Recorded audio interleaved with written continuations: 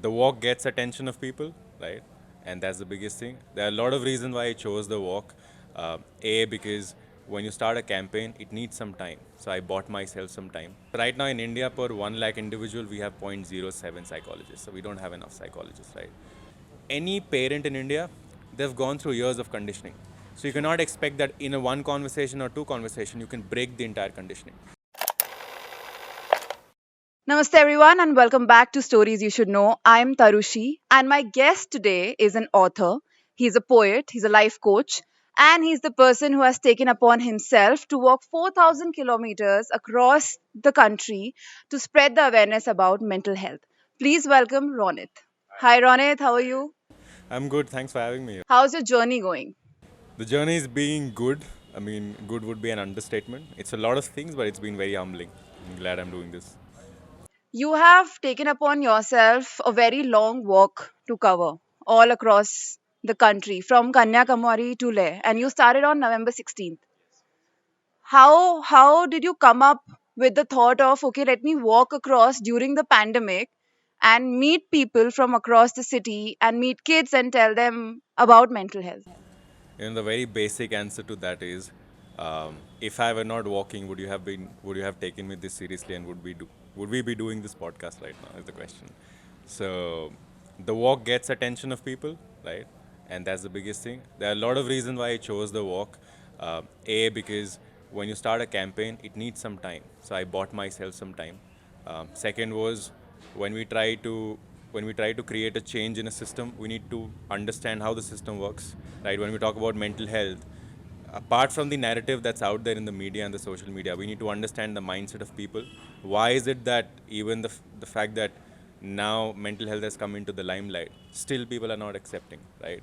So you need to understand the psyche of people as well. So for that, you need to go there and talk to them, right? It's not something that you can do on an online call or a Zoom call or a phone call for that matter. You have to be physically present there. So that's something I wanted to understand from people's perspective. And we are, fortunately, unfortunately, we are a big country, right? And there are different states. Every state has a different requirement, right? So we have to kind of understand uh, from where do they come from, what kind of a background, conditioning, culture, language for that matter, and then we need to understand how does mental health kind of go into their psyche, and then there are a lot of inputs that they give. So that kind of when we have inputs from all these different states, we can come up with a more holistic approach towards mental health. Also, we're talking about a subject which people don't usually want to talk about. Like mental health is something which is nowhere close to in our family conversations. We don't talk about it during a family function or sitting over a dinner table or while watching a TV. Spoken in hushed walls, that it is. But that's true. And you are going across places towards the rural areas of India where the basic concept of education is also lacking. And then you want to go there and tell people about mental health. How difficult is it? It is difficult, which is where the kind of crowd that I'm interacting becomes very different. So um, let's say I suppose go to a collector, right? He or she is an IAS officer. Now he's very well read, well informed, and sensitive, which is why he's there. He or she is there, and so when I talk about mental health there, I talk more in terms of development, in terms of education, in terms of building the entire nation. So I will I will bring in the facts like, do you know that a depressed student is 50% more likely to drop out of schools? So while you're making policies to retain students in the school by midday meals and all of that, if you probably appoint a psychologist or a counselor, you can still do the same. So you have to put it in that way. If you're talking to a student, you have to talk about how they are part of this big system wherein the teachers and the parents and the students come, right? So would the students want to convey whatever they want? Would they want to express their emotions? They say yes. Would they want that the teacher understand them or their parents understand them? Yes. So you have to put it in that context. Third would be when you spoke about villagers. So in the rural setup, people don't even know what mental health is, and honestly, they don't need to know, because at the end, it's not about whether someone knows about mental health or not. It's all about the way of life. It's all about the well-being part of it. So let's say I'm talking to a farmer. So I'll start talking about his occupation and how COVID has hit him and how he or she is going through the entire trauma, and do they have a support system in place and all of that. So I just talk to them for half an hour, right? That's when I use my coaching techniques, and at the end of half an hour they're feeling relieved, or they're feeling a little less heavy, and then I ask them, did you like this conversation? They say yes. Would you want this conversation to happen on a daily basis? They say yes. Would you want this conversation to happen with your kids when they go to school? They say yes. And then I tell them, see, this is what I'm doing. I propose a curriculum to the education ministry. If that comes into place, your kids will be able to talk about these in schools on a daily basis. And then they get on board. Because for them, it's all about, for them, they look at it in terms of happiness. It's more than happiness and content for them. So you have to put it that way. So the the kind of people you're interacting with, you have to cater it into their language. So that's something, again, the walk comes into picture like that. Because if you just propose mental health, people don't even know what mental health is. And the definition or the idea of mental health is very different for different people. For most of the people in India, mental health is more psychological. Like they call it illness. I mean, it's very difficult for the people to understand the difference between mental health and illness. And everyone over here associates it with the word pagal. If someone says that, I'm depressed or I have anxiety and I want to go and consult a psychologist, it's not considered over here as a good thing to do. The very fact that they make it a noun, they make an identity. When I say I am depressed, it's not the correct lingo. You go through depression, or you're in the journey of depression, right? Or you're figuring it out. You're like, I'm not depressed. Like that's not a noun. So these are the things which need to be sensitive to the audience, because then when we keep throwing terms like depression, or like I couldn't eat properly, I'm so depressed, or my life sucks, and this and stuff like that, we're normalizing a very wrong thing. So this is where sensitization becomes very important, the kind of interaction we have, because in a crowd of 10 people, if it triggers one person, right, I mean, we are a party to it. So that's something that we also need to be aware of. So I want to talk about the petition that you started. You want the Ministry of Education to implement mental health as a regular course, Not a course, a curriculum. a curriculum for the students from the class of ninth to 12th, right? What all do you propose for the government to add into that curriculum? Before I go into what I've demanded the curriculum, um, again, there's a lot of misconception in the entire idea of a curriculum. So when I say a curriculum, it does not just mean academia. It does not mean that it's a subject or an all, right? A curriculum means that in an education setup, what are the things you need to do? It can include the subjects and the other extracurricular, co-curricular as well. So when I say we want a curriculum from standard 9 to 12, it has different layers. First is the psychological well-being. That's the first part of mental health or mental well-being. And this is the part which people think that this is the only part, but that's not the only part. The second comes social emotional learning. So first, in the psychological well-being, you talk about mental illness. You talk about the basics of the most common forms of mental illness, and then breaking the stigma, right? Identifying the pattern and sensitizing. That's fun. Second is social emotional learning. We call it SEL training. Like, right? Let's say I'm here right now. So my identity is of an activist. You said I'm a life coach. I'm an author. I'm a son, right? Probably someday I'll be a partner. I'm a citizen of this country. So I'm playing a lot of roles in the society. So to kind of keep a balance between all of these roles, it takes a lot of effort, and sometimes there's a lot of imbalance that happens that messes me up as well. So how to keep that balance, how to respond to things instead of reacting to things. That's called the social well-being. Next comes the emotional well-being. You must have heard EQ, right? How to deal with our emotions, how to deal with someone else's emotion, how to accept our emotions, how to express our emotions, stuff like that. That's called SEL learning. Third is life skill training. Basic skills like public speaking, as simple as bargaining in the market. I suck at that. My sister's amazing at that, right? These are the skills that everybody needs to have, right? And then the fourth is a very important point. It's called parent-teacher training. Because while we're trying to sensitize these students in the entire fraternity, it's also important that we sensitize the parents and the teachers. Let's say you were a student and I sensitize. It's okay to talk about your emotions. Go talk to your parents. You go to your parents and they're like, all of this, it's a farce, which a lot of people say, right? Wake up early, or eat green veggies and you'll be fine, right? So that bears no fruition. So it's important that while we sensitize the kids, we also sensitize the parents how to handle with these conversations, and the teachers as well how to handle those kind of conversations, right? Because we are talking about teachers, and in Indian education system, the one thing that we lack is trained teachers. And I'm telling this for all subjects. Let's take a PE teacher, right? If I'm talking about a physical education instructor in our schools, a lot of time they don't know what physical education actually means. It's not just a parade in the morning, right? There's a lot, and there's a lot to it. And now you're talking about asking the schools to hire counselors, right? And this at right now, this point of time in our country, where teachers are almost losing their jobs and half of them are not trained, how can we expect this kind of thing to happen in school? You train them. It's as simple as that, right? Um, I'm not asking you to get a counselor because right now, as so right now in India, per 1 lakh individual, we have 0.07 psychologists. So we don't have enough psychologists, right? Second is, so let's say CBSE mandates that every school should have one counselor, but I have visited more than 200 schools and hardly 5% of them actually have that. So it's not about whether you have a counselor or not. You can have one professional who can come train the teachers in that school, right? Now, you don't have to train them, you don't have to make them psychologists, but to deal with, let's say a student comes up with a problem, how to respond, right? As basic as that, how to respond and how to recognize if somebody is not doing well, how to recognize that this is the time that they need professional help so that they can take them forward to a counselor in that city or that block or whatever it is, whoever the next resource person is, right? So this will only happen if they are sensitized. So you train the teachers, and then so because the thing is, let's say if I were a counselor, if I go to your school, right, your kids will not trust me in the first go. They are used to seeing the teachers, they're used to seeing the parent. So we have to use that bridge as well. So we have to train, we have to sensitize that bridge so that they walk through that bridge and come to me, right? So which is where the teacher training becomes very important. We have to play with the trust factor there. And if I trace back your footsteps from right where you started, and I'm not just talking about this initiative, like in life, when did you realize that okay, mental health is something that you really want to talk about and tell people about it?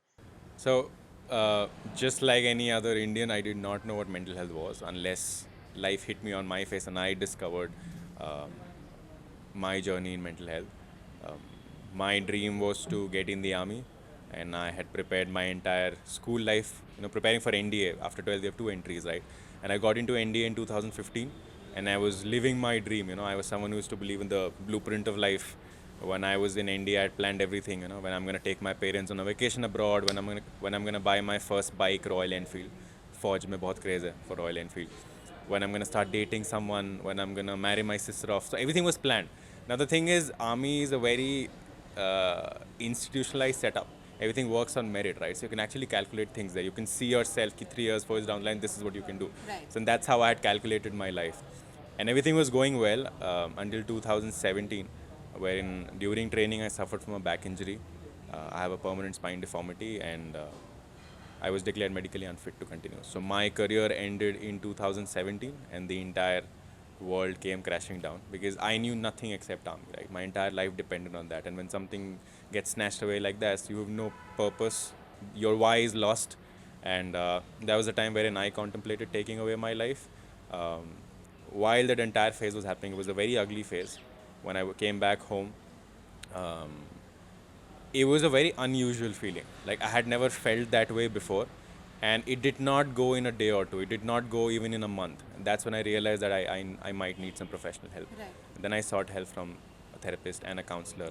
That's when I got to know that I was going through mental health issues, and then that's how I got sensitized towards what mental health is.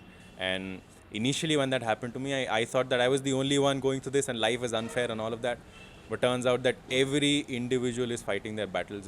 When I started meeting people, everybody has something or the other going on in their life. They've had some kind of trauma, right? And everybody is in a certain space, is in a certain point in the entire spectrum of mental health. And that's when I realized ki, why does nobody talk about this? Or like why back then I was 19 when that happened, and like in my 19 years of existence, why didn't I know about this? That's when I decided ki I want to know. So I started working towards mental health to understand how it works, and I started collaborating with this organization. Now I did a lot of courses here and there and well as well. Started speaking a lot. That's where poetry and writing and the book and everything came out, because it became a emotional release for me. I started associating art with therapy and all of that. And after a point, I realized that this is something I want to do, because I remember in 2018 when um, in 2018 when my debut book, The Mighty Mustang, went live, I started receiving a lot of DMs and emails of people all across the country. They started sharing their stories with me. People will tell me that how they were suicidal, or how they would plan to cut themselves or harm themselves, but after getting to know about my story or after reading my book, they didn't. And I realized that my purpose in life was to stand at the border and protect lives. What I realized was I could still do that You can do it in other ways also. Yeah. And that's when I figured out, okay, I'm passionate about this, but then I had to build my tools for it, right? Because passion is not enough. So that's where so Nimhans is one of these big organizations in Bangalore. So I collaborated with them. I did a couple of courses, and in my college they had offered this thing called peer education. So it was basically that we were trained by a set of counselors how to deal with conversations around mental health. And after that, I got my life coaching done and NLP. I'm an NLP practitioner. All of that took time. That entire thing I did in lockdown. And I was doing a lot of individual projects in and around Bangalore. But I realized that India is such a big country, right? That unless you bring like a policy level change in India, it's not gonna.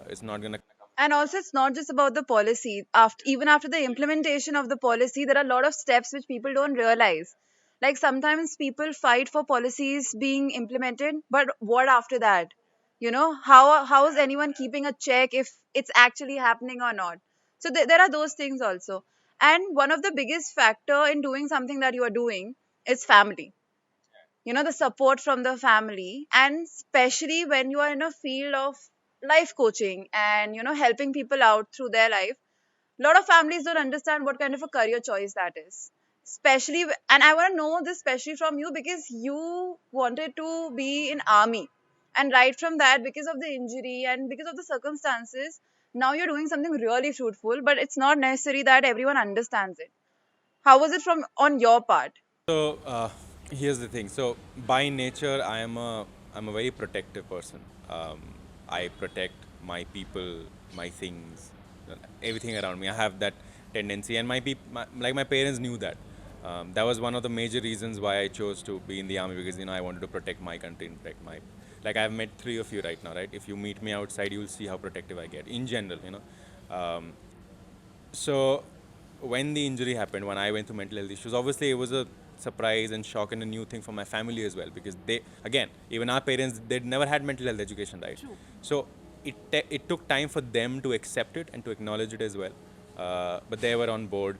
And this is something I tell. So I'm from Ranchi and we have our own house there. So it's me, my sister, my dad, and my mom, right? We have our own house. We have 3 meals a day, right? So that way, I will call myself to be very privileged in a setup like India. Out of the 4 people, 2 people have had mental health issues, right? That's 50%. And this is from a relatively privileged family, right? So it took time for my family to accept that. And I was saying that, so 50% from a relatively privileged family suffered from mental health illness, and more than half of India's population does not have a roof over their head, does not have access to 3 meals a day. For them, mental illness or mental health is not even a topic to talk about. They just want like bread butter. Not because they don't want to, they just don't have the access to it. I would say they're devoid of it, which is why they don't know. And that's something that needs to be changed. And I wanted to do something about this, and my parents that way have been very supportive. So even when all of this was going on, so when I started, used to share my story, and I have been someone, my friends, and even my family members would come up to me for suggestion, life advices.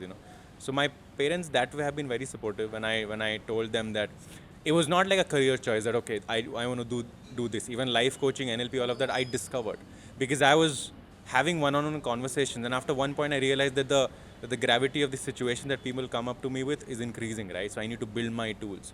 So it's like one step at a time, one certification at a time I started doing, and now I can call myself like an established certified life coach NLP. But that's a long process, right? And my parents have been very supportive that way. My dad especially, he would always keep giving me inputs that like, oh, this is how you can deal with people. So my dad kind of helps me with the people aspect of things because again, he's reaching 50. He has seen how people work, so he gives me input on that. My mom gives me more of an emotional support and like mera bacha and all of that. My sister's like my sister's more of like my best friend. So she's like my biggest cheerleader, biggest supporter. So whatever I do, she just keeps supporting me. So that really helps. So now it has become like an established life coach, but for me, it's just someone who likes protecting his people. Right. So that's the journey. But yes, it takes time. But even any parent in India, they've gone through years of conditioning. So you cannot expect that in a one conversation or two conversation, you can break the entire conditioning. Right. So this is where persistence becomes a key. When we talk about mental health, we have to be persistent, right? We cannot expect that when we say or we put an argument in front of someone that they'll understand it. If you really want them to understand, first you listen to them and then respond to them accordingly, and you keep hitting them again and again. That's how they start turning around. Also, I think because you spoke about the conditioning in our country, it's right. I mean, you cannot change the perception in just like one discussion.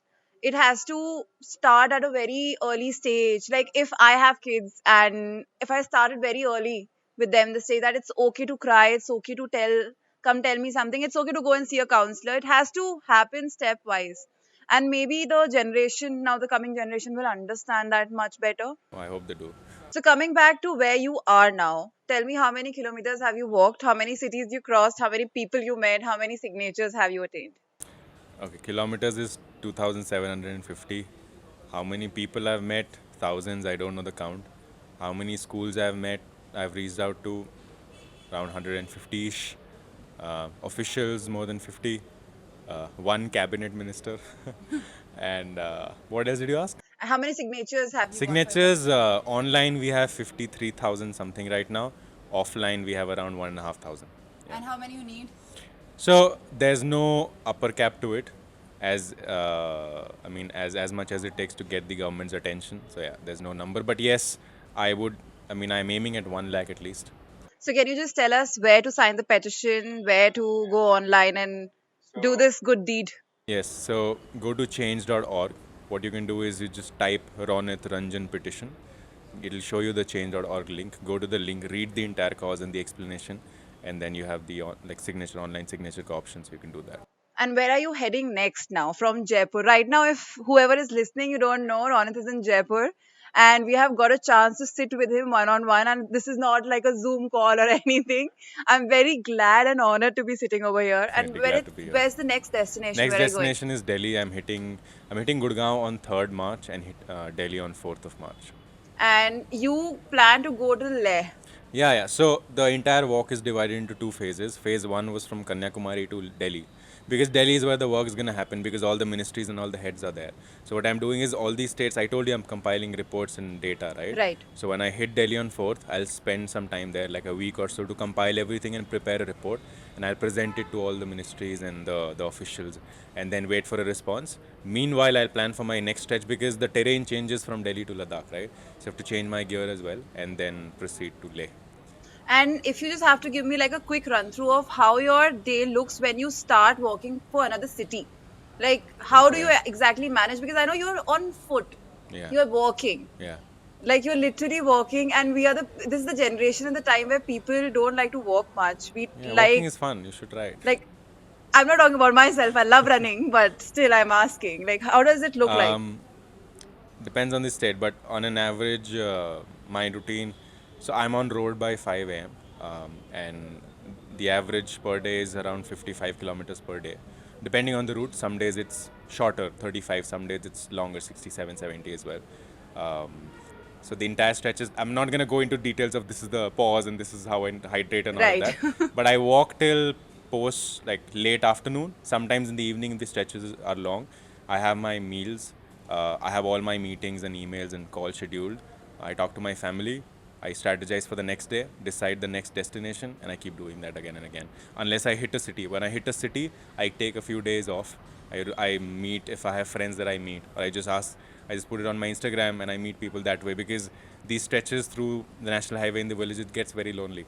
And I can't be chit-chatting when I'm on road, because Right. it's the national highway. Yeah. So when I just sit and talk to people when I'm here.